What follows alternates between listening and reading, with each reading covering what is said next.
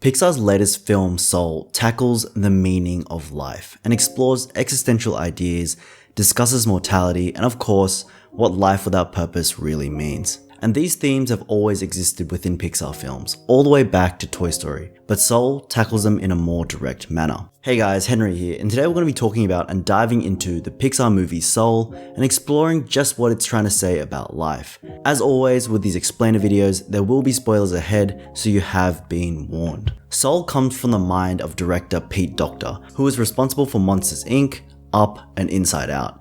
And he has shown time and time again that he's able to turn simple existential queries into fun, emotional, and deep animated films. The film follows Joe Gardner, voiced by Jamie Foxx, a middle school band teacher whose dream was to be a professional jazz pianist. On the day he finally gets his big break, literally moments after being offered the chance to play with one of the jazz greats, Dorothea Williams, he falls into an open manhole and dies. He finds himself a glowing blue soul on a conveyor belt, taking him and a whole bunch of other souls to what's called the Great Beyond. Joe, in a panic, jumps off the conveyor belt and finds himself in the Great Before, the fantastical celestial plane where new souls get their personalities before proceeding to Earth. Here he meets 22, voiced by Tina Fey, who's a jaded new soul who does not care to go to Earth and is perfectly content on staying in the Great Before. And together, they devise a plan to return Joe to his earthly body in time for his big gig. Now, I don't really want to go through the entire movie,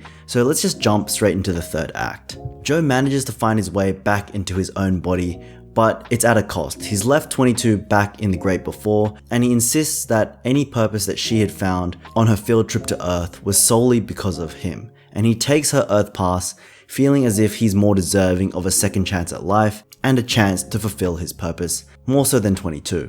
He goes on to play a successful show with the Dorothea Williams Quartet and earns a more permanent position in the troupe, finally now able to live out his dream. But still, he remains unfulfilled. He thought that finally getting the gig would be the answer to all of his problems, the purpose as to why he's on Earth. But he quickly realizes he may have missed the point. Joe, for the majority of the movie, operated under the assumption that the spark that gives souls their Earth pass, is one's singular purpose, and that his spark must be music, and for his life to have meaning, he needs to be a successful musician. However, he realizes his life has no singular purpose. No one's life does.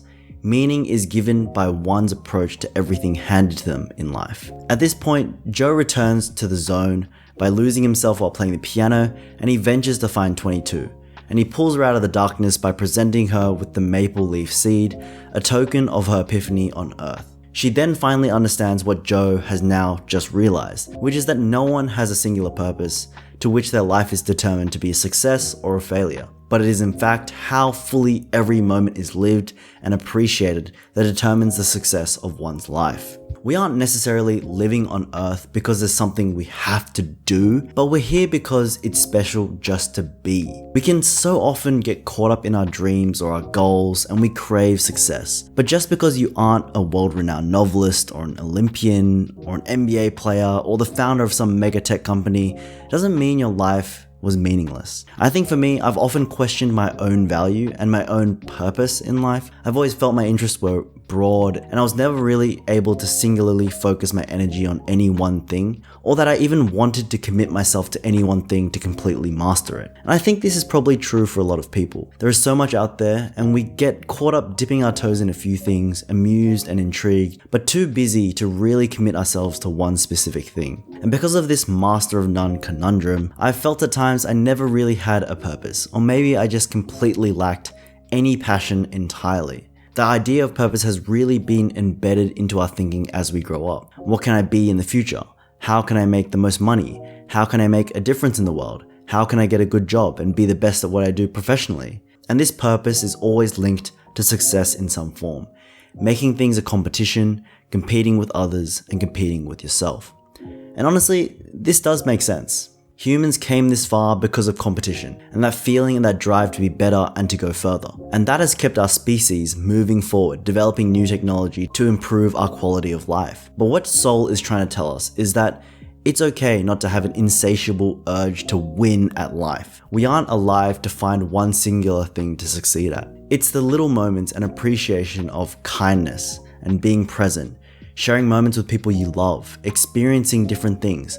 Those things give us purpose in this life. So don't spend your life sulking that you have no purpose. Don't simplify life into some binary idea of success and failure, because the gift of life in itself, the experience of being, is worth appreciating. The visuals in this film are absolutely amazing. The animated New York City is so rich in detail, the diversity of the people, the frenetic energy, and the constant pace of the city.